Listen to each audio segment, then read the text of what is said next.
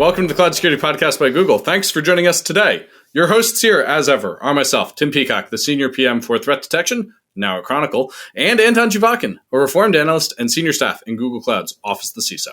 You can find and subscribe to this podcast wherever you get your podcasts, as well as at our website, cloud.google.com/podcasts. If you enjoy our content and want it delivered to you piping hot every Monday, please do hit that subscribe button. You can follow the show, argue with us, and the rest of our listeners at the Cloud Security Community page. You can find the link to that in our show notes. Anton, this is a personally delightful episode for me because it goes all the way back to the beginning of my interest in cybersecurity with Professor John Savage from Brown University. You know, with this opener, I almost feel like I'm not really needed here. Like I can give... You're right. I could just gush for the next 2 minutes. A very short P30 remark and just like hand it back to you because it's so magical. It is so magical. And what is especially magical to me personally is not only do we have John, we have Derek joining us from the Naval War College representing only his own views. And Derek is in many ways what I might have become had I stuck with political science. He's a political scientist who fell into cyber later in his career. John is a computer scientist who fell into cyber later in his career. And the book we talk about, Security in the Cyber Age, is a magical bringing together of these perspectives. And so maybe without any further ado, let's welcome today's guests. Today, we are joined by Derek Reveron, Professor and Chair of National Security at the U.S. Naval War College. These are his personal views, listeners. Doesn't represent the DoD, doesn't represent the Navy, doesn't represent the Naval War College. Just his personal views. And to my immense, undescribable delight, we're also joined by Professor John Savage, the Anne Wong Professor Emeritus at Brown University, and the guy who kicked off my whole interest in cybersecurity. So first off, John, Derek, thank you so much for joining us today. This is our second book episode, and I think in many ways a total counterpoint to our previous one on security chaos engineering. On that book app, we couldn't get away from talking about the cover, and I think the cover on this one is a super interesting way to intro. Where did this cover come from? What's the cover art story? Well, my son Christopher, who lives next door, came over to see me one afternoon when I was in the process of using DALL-E 2 to create a design for the cover, just as an experiment. And he said, "Dad, I'll be right back." And he went home. But before he left, he asked, "What's the message of your book?" And I said, the message is that cybersecurity is a whole of society problem. Everyone has a role to play. So what he did is he went home, brought up Midjourney, and then he created 2 seed images, one designed to convey the idea of society. So his prompt was metropolis, planes, trains, park with picnics, and all kinds of transports.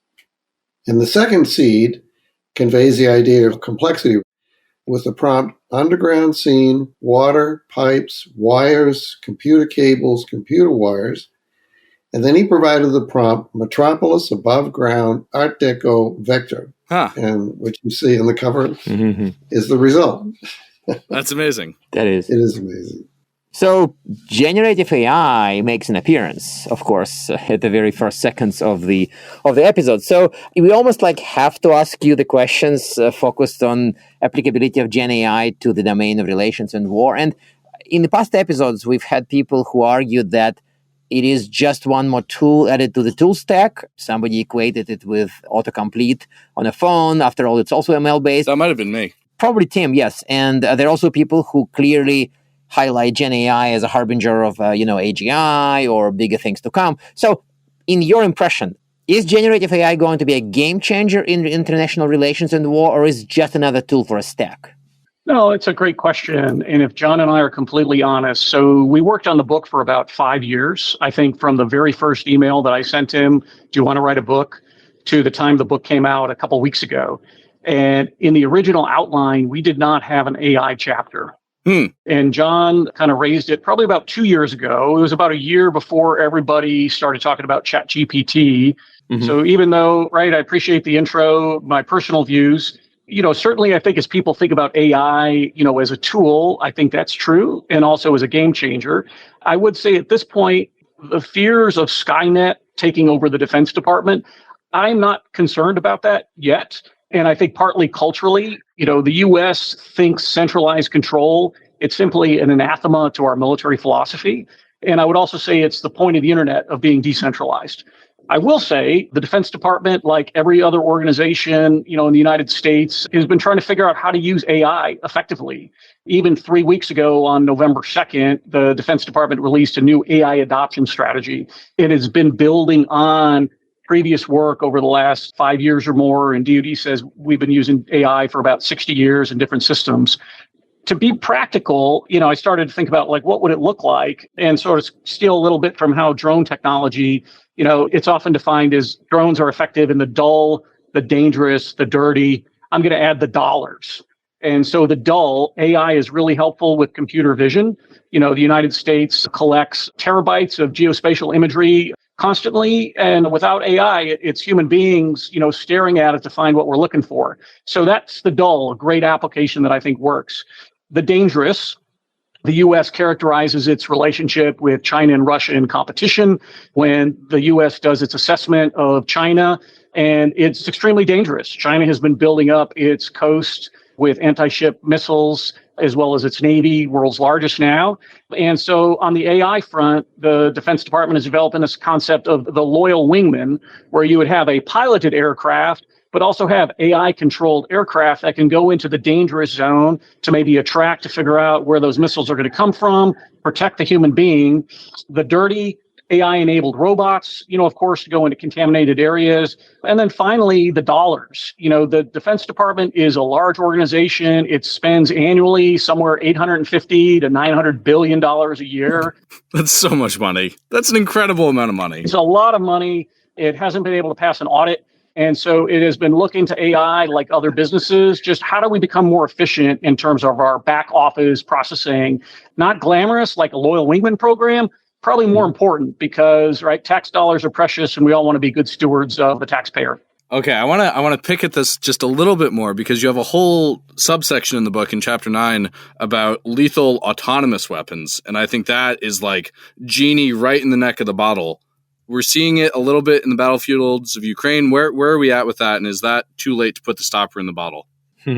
Yeah, I think, unfortunately, Ukrainian people are fighting for their survival from Russia's invasion 2 years ago. And, there's an old adage, nobody learns faster than when someone's shooting at you. And so Ukraine, has a very high-tech industry, and they've sort of marshaled that with cheap drone technology and has been using AI to really integrate either what's going on the battlefield or, of course, with drones. So I think it's a part of today's warfare, and I think it's only going to grow in the future because, it can be cheaper. And I think probably most importantly, it protects human lives. The downside of that, it might prolong conflict because oftentimes, conflict can be bloody. And if we sort of move into this era where it's machines that are fighting machines, conflicts might endure much longer than they have when populations get exhausted. Before we leave this topic, I'd like to jump in here with one more observation, which is that artificial intelligence is not well understood, even by the people who've trained them. The concept was introduced in 1943. It wasn't until 2012 when Jeffrey Hinton and Sukhsaver, whatever, and the other wrote this paper in which revolutionized the training of neural nets. But my view is that AI should not be deployed in critical applications until the people who train them understand them and can explain the behavior, which they can't do now. And to quote a colleague at Brown, Ellie Pavlik, who recently spoke at a meeting at Brown, she said, the science of AI has yet to catch up with the technology. That sounds about right. That's actually a fair assessment. It's not as funny as Tim would make it sound to be, because this actually makes total sense. In science, historically, even we had things when we built things and then science came later, as opposed to normal kind of people have a perception. Science and engineering, but it's really not how much of the history was right. Yeah, probably from some book I recently read, but it blew my mind a little because I was in this scientists first, engineers next, but it's really not. Since Newton times, it hasn't been like this. And I think AI is a great example from today, which is a little scary. Just a little. But I experienced a revolution when I was an undergraduate at MIT. The faculty had taken all the traditional material that was taught before the Second World War. I was born just before the Second World War. And they redid all of the coursework by bringing analysis in, bringing physics in, science, and they put electrical engineering on a good, solid basis. That hasn't been done with AI. It will come. People are beginning to work on the problem. But I think that, for me, I think one should go slow with the deployment of AI until some of these really important issues are addressed. Okay, so on that dramatic note, I want to switch a little bit from this super exciting subject to actually the book. And I think that I probably wouldn't embarrass anybody by saying that Tim hasn't written the book yet. Not yet. It is not a hint that he should, but the point is that I did have an experience with interacting with a second author for a book, and it's always a very sort of not always painful, but kind of an exciting and tricky process. So you wrote the book, and it's a book on a very controversial, kind of like high energy, exciting subject. So how did this come to be, and how did you work with each other? Maybe Tim can learn it and will help his book in the future. What Anton is saying is he wants me to write a book with him. No. Well, the podcast may be good enough for us. But how did you two come together on this? That's the future. I've always wanted to write a book optimized for audio and have not been able to figure out how to do that. But no, to your question, so John and I met in 2015. Then Rhode Island Governor Gina Raimondo established the first cybersecurity commission in the United States. And so she drew from academics and practitioners from around the state. And that's how John and I met. We come from very different places. He helped found the computer science department at Brown and has spent his life thinking about information theory and computer science and help educating students like Tim. I'm coming from a national security background. I work at a place we think about conflict prevention. So we bring very different perspectives, but what we had in common is we were both teaching courses on cybersecurity and policy. And it was about 5 years ago, as I said, I sent John an email saying, hey, do you want to write a book? And it was something as simple as that. And John said, sure. And we sort of got together. And that's at least how I remember it. And I don't know if we ever had frustrations. I mean, I think I probably frustrated him. And there was one time because chapters 2 and 3 have a lot of notation and math in it. And I did like a global font change. And I ruined all his notations. Guys, we're doing the nervous laughter here. But he didn't get mad. So that was maybe the frustrating part. But, I was able to bounce ideas on, how different things work. But John, I don't know how you think about, the collaboration. I think it's been a great collaboration. This is my 4th book. And the first one I wrote alone, as well as the third one. The second I wrote with 2 students just after they graduated from Brown. And it was much harder writing with them than it was writing with you. And in fact, I think it was easier to write this book than it was to write the 2 others that I wrote alone. And the other thing that is important about this book is it brings together a political scientist and a computer scientist. And for several years before I retired from Brown, I tried to get the political science department to take an interest in this topic, and I failed.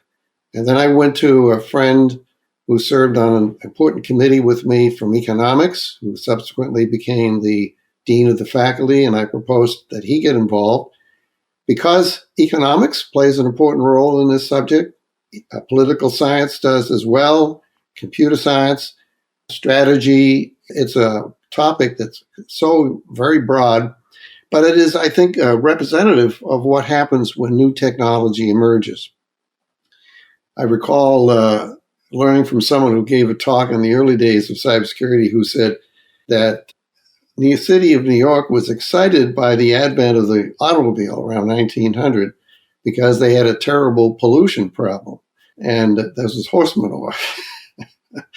And if you think about the time, at that time, there were no street lights, street signs, stop signs. There was no rules concerning who could run a wagon, what conditions the wagon had to meet for safety purposes. We had to have legislation for that. So you can see that this is just this whole topic of cybersecurity, artificial intelligence, communication networks, global connectivity, all those issues introduce some fascinating new problems, I think. So what's interesting to that is it's such a good connection of the progress of technology with the problems that everyday people face. One of the things I love about this book is this quote from Ted Nelson about this being too important to be left to the priesthood.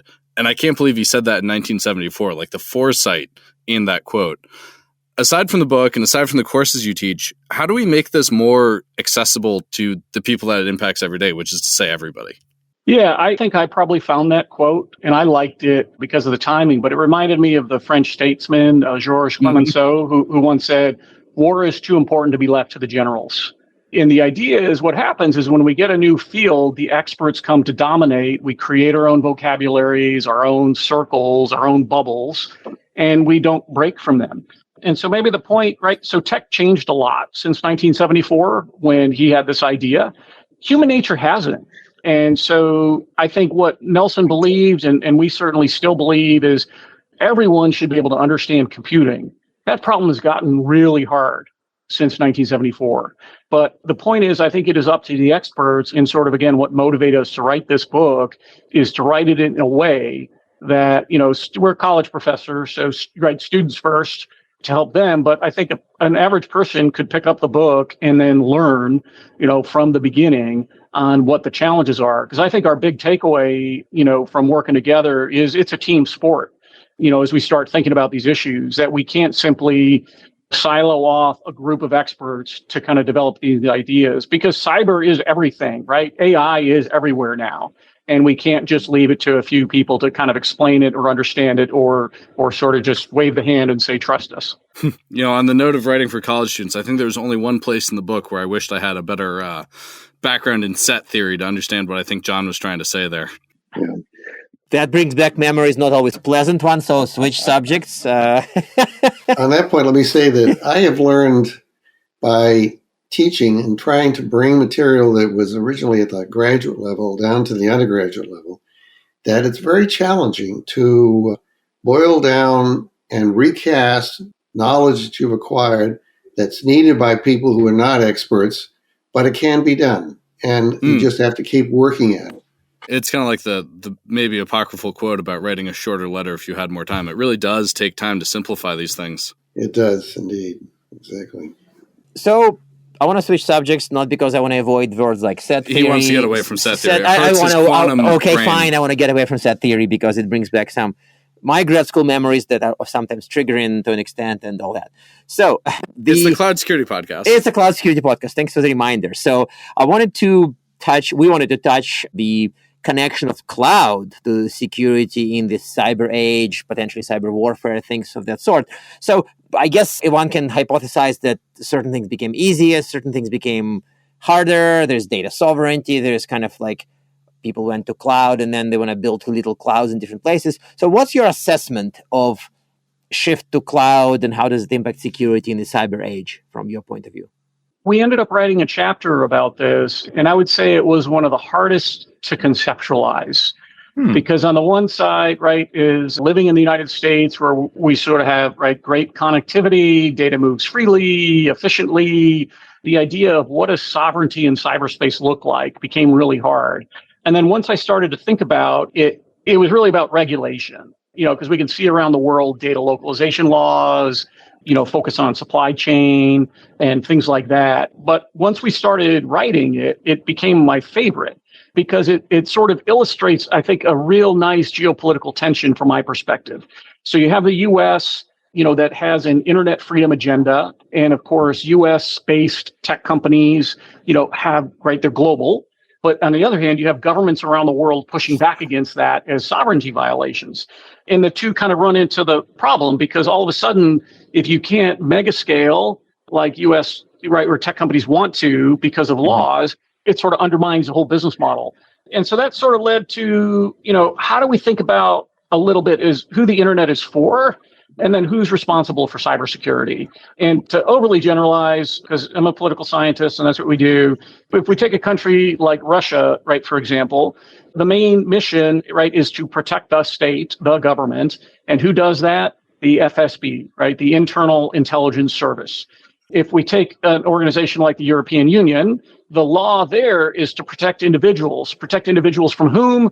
I think really companies. And the idea of the EU has really tried to, promote and protect human rights in cyberspace.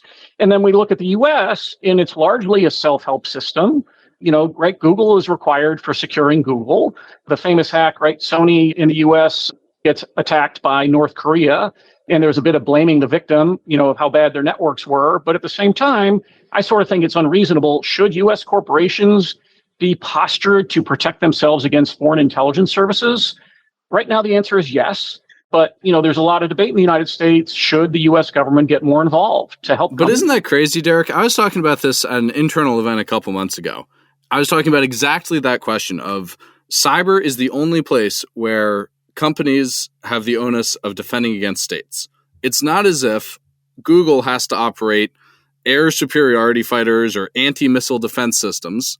Why do we have to fight nation-state level funded activity against our networks? Why? But the question was asked by various people since mid-2000s, probably like 20 years.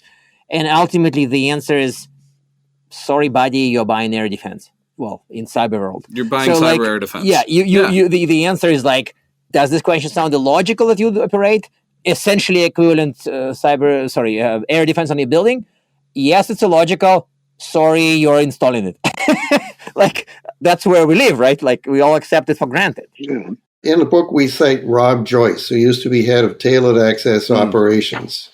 And I've gotten to know him, and he's a very nice guy, very clever. And what NSA has done is they created the Cybersecurity Directorate, which he now heads. And what they do is they work together with CISA, the Cybersecurity and Infrastructure Security Agency, to encourage collaboration amongst people in common areas, share information sharing amongst them, and with the CISA. And NASA has uses Virus Total, which is a website where it will post malware that it's discovered on apparently U.S. networks. And, they also, as we point out in the book, are engaged in defend forward and what's the other term? Persistent presence. No, they're not defend forward and hack back. I thought it was really interesting in the book where you talk about the jurisdictional issues that NSA faces and their roots. I didn't realize that Posse Comitatus came about post-Civil War. It's amazing the historic legacy we run into here. Yeah, and to try to answer your question, more directly, Tim, I think partly because in the early 90s, so if sort of what becomes the internet grows out of a Defense Department program, ARPANET, in the early 90s, it was sort of split between sort of a military network, and then National Science Foundation funded it for a while, NSFNet, and then it became commercialized in the 90s. And so I think, partly my answer is really from bureaucratic politics is, the IT industry sort of predates U.S. government involvement on security. So, where border protection or airspace protection, every country sort of conceptualizes national security in that very traditional way. And I don't want, can I put you on the spot? What year was Google founded? 97. Okay. So you'll put ish, right? So in the 90s, So in the 90s, but, to give you a sense, U.S. Cyber Command, which is the military cyber arm, 2010, CISA, which is the civilian, 2018. The National Cyber Director, to have a single person in the U.S. government point of contact, 2021. And then to sort of reconstitute a Department of State Bureau of Cyber Diplomacy with an ambassador, Nate Fick, 2022. So part of the answer is, the U.S. government has been behind, but I think that's also consistent with the culture where there's largely a laissez-faire approach to the economy. And I think a super laissez-faire approach to the tech industry, which is both a government predisposition, but I would also say tech industry wants to be left alone, right? Very different cultures, West Coast versus East Coast. And then, all those other things, that kind of go along with differentiation. And then you just look at historically political culture. And that's why we sort of pulled in, and maybe this is sort of the thing, that I could bring in as a political scientist saying, look, this is 19th century stuff. This is not new. Sure. And when we talk about Section 230 and whether shield laws for liability, we go back to the 18th century. This is not a new discussion. This is an extremely old discussion. Yeah, I just looked. Do you know when the Wright brothers first flew? 1903. 1903. Do you know when the FAA was created? 1958. Yeah, that's a great, right? So this is the normal, right? So maybe this is just normal. John, I want to ask you kind of the same question, but in the opposite computer science clothes. What do you think about the intersection of cloud and the emergence of cloud versus, national security from a technology and cybersecurity standpoint? How does that change the game? Well, as Rob Joyce again has observed, when you use the cloud, you are leaving your security perimeter and you're putting your crown jewels on someone else's platform. And my understanding is, although I've never worked with the cloud, is that the cloud providers do provide some security features, but you as an organization are responsible for the way your people use the systems. And, so is it this shared responsibility? And I think often companies don't understand that there is a shared responsibility and don't prepare for it. They think they're just going to reduce their costs when they move to the cloud. And I'm sure that creates a problem for the cloud providers as well as for the companies. Tell me about it. Exactly. And as they say, the story goes on and there's some exciting consequences right before the end. Yeah. Of course. I mean, once you get into a hypervisor, break the security of a hypervisor, you got access to everybody's files. And that's happening, hasn't it? There have been some interesting bugs in, I will say, unnamed other clouds recently that had cross-tenant data access vulnerabilities. I'll say I actually have built security features into the hypervisor, and so I take advantage of the hypervisor to look for malware at scale, which is pretty cool. Good. But it is a change for sure. Are you using artificial intelligence at the hypervisor level? It's funny. Maybe you can't answer that question. I do use AI. One of my teams does real-time classification of every bash script that we see executed in our customers' containers. And it turns out you can spot a lot of badness that way because it's a very common sort of intermediate tactic for an adversary. It's, write once, run anywhere. Even I can write a decent bash script. And so you get initial execution in some workload. You use bash to do your second stage and persistence and other stuff. And so you can actually spot interesting zero-day activity just by seeing their downstream stuff. Great. This conversation, I'm sure we could have all day, and I wish we could. But I have to ask our traditional closing questions. One, do you two, and you're both professors, so there's no way you can't answer this question, have recommended reading for our audience? And two, do you have tips to help people, improve their cybersecurity and maybe sovereignty outcomes? Okay. Let me say, I checked, and we have a very large reference section in this book, 39 pages of references. Okay. Wow. You do? Yes. Is there an online resource with the references? Well, I was thinking of building one. We had an earlier draft. Oh my God, you really do. This is a ton of references. Isn't it? Yeah. Wow. And so the book is, as we moved along, we are very inclined, each of us, to justify all of the material we've added to the book and add pointers to extra material. So that while the book looks like it could be used at the undergraduate level, and it can, we think it also can be a basis for some graduate level courses because it's such a rich topic. Okay, well, I took the liberty of actually writing book titles down. And I want to commend our editor at Cambridge University Press. She did not balk at 39 pages of references. I don't think all editors would be so supportive. And so, Katie, if you listen, thank you. I'll give 3 book titles. One is the Kahneman and Tversky, Thinking Fast and Slow, or Michael Lewis's Undoing Project. I highlight that because chapter 4 is dedicated to understanding the human dimensions of cybersecurity. And what we attempted to do is apply their theory of the different types of biases and how that impacts cybersecurity.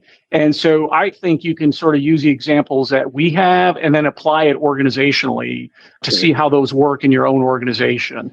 The second book, that I would kind of offer, Max Smeets, based in, I think, UK now. And he wrote a book called Why States Struggle to Develop a Military Cyber Force. And so this examines where we are in the militarization of cyberspace, and then reassuringly explains there's a lot of barriers to entry. So back to an earlier question about, what will future warfare look like? Max really lays out, very well the challenges associated of actually operating in cyberspace in a military way. So I would highlight Max's book. And then the final one, just because I think it'll give you some insight in terms of the government. I'm fairly certain there's a good chapter in there on Google as well by David Sanger, The Perfect Weapon. And so David very much uses national security examples of when countries are attacking corporations through cyberspace and kind of lays it out. And there's also just a very good documentary based on that he did as well, The Perfect Weapon. He's awesome. I've loved his reporting for years. I was just flipping through chapter 4 since you mentioned it, and there are a couple of things I highlighted and I would feel bad not mentioning. One thing you talk about in here is ex-ante regulation, ex-post regulation. Have you seen the SEC rule about disclosing cyber attacks? 4 days. Yeah. Did you see recently that a ransomware gang reported a company they breached who had not disclosed it? I saw that. Yeah. How amazing is that, like, game theoretic evolution on the part of the attackers to be like, you didn't disclose that we got you. Now we really got you. Well, that because they didn't pay the ransom, I suppose, that they punished them, right? Yeah. Yeah. You also talk about in here lemons and peaches. I love the market for lemons concept. As a security vendor, I've been, playing in a lemon-filled market for my entire career. So that really resonated for me as well. I thought that was actually a really enjoyable chapter. Well, no, that's good. And I want to give John the credit too, because that was sort of his, really thought. And again, it's the whole point of the book. It's got to be interdisciplinary, because I don't think most cybersecurity books are not trying to bring in Kahneman and Tversky. Yeah. Yeah. I love that. When in 1980, I gave a talk, or 79 or so, I gave a talk. When I was in the mid 70s, I gave a talk at St. Andrews College in Scotland. And it was on circuit complexity, which is a theoretical computer science topic. And a British psychologist came up to hear my talk because he was trying to measure the time it takes for people to make decisions sitting at what's called a tachistoscope. You put up images, you have to make a choice amongst various items, and the time it took to respond was growing logarithmically. And so he thought, because the time for signals to propagate through a logic circuit tends to be proportional to the depth, and that tends to grow like a logarithm with the size of the input. So we got together, and he visited me, I visited him. We wrote a paper, which was published in a psychology journal. As a consequence of that, I co-taught for 3 years, a course in human memory models with 2 faculty members in the psychology department. No way. That sparked my interest in cognitive psychology. John, you've had such an amazing career. Thank you. That's crazy. I had no idea that you taught that course. Yeah. I taught the first computer hardware course at Brown and co-taught the first operating systems course at Brown. And I never had been exposed to those materials as an undergraduate or graduate student. Derek, do you know the story of when John first offered the cybersecurity and international relations course? I don't.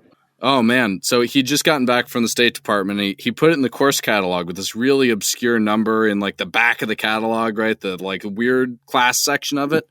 And he books this little tiny room on the top floor of the CS building. It was called like the library or some nonsense. It was like around the corner from his office. John had a very nice office.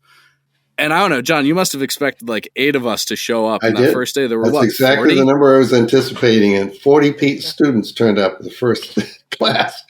Yeah. And 25 finished the course. And we're all like crammed into this room like sardines. Like, where's John? What is all that going to be? It was great. That was so much fun back then. When I was on sabbatical leave in France around 2005, I was contacted by a friend at Cornell University asking me if I'd like to sub for him and travel to Vietnam to work for the Vietnam Education Foundation. When President Clinton gave diplomatic recognition to the government of Vietnam, the condition they put was that the government had to repay a loan that was made to the government of South Vietnam. And they agreed to do that over 10, 15 years. And it wasn't a huge amount of money, I don't think. But then the Senators McCain and Kerry, Vietnam vets, didn't want to put that money back in the Treasury. They wanted to create a vehicle like the Fulbright system to bring Vietnamese students to the United States for postgraduate education. And so they would send a team of people and 15 faculty members to review applicants, and I traveled twice to do that. This foundation was actually, the applications and so forth were all handled by the National Academy of Sciences and Office of the National Academy of Sciences. So they had my contact information. And they let me know, sent me a flyer about the Jefferson Science Fellowship Program. Is that how you heard about it? That's right. They bring STEM faculty into the State Department for a year because they have so few of those people who are hired normally. Mm. And that's what led me into cybersecurity and to this book and working with Derek, which has been a tremendous experience. And Derek is a very highly accomplished member of the Navy. He retired now, but what is your story there, Derek? Yeah, no, I retired in February, 33 years out of the Navy Reserve, intelligence, and maybe about 7 of those on active duty, working in different fields. And at some point, the community sort of went larger. I think in 2010, it became an information warfare officer and forced me to think a little more deliberately about sort of cybersecurity and how all of these things come together.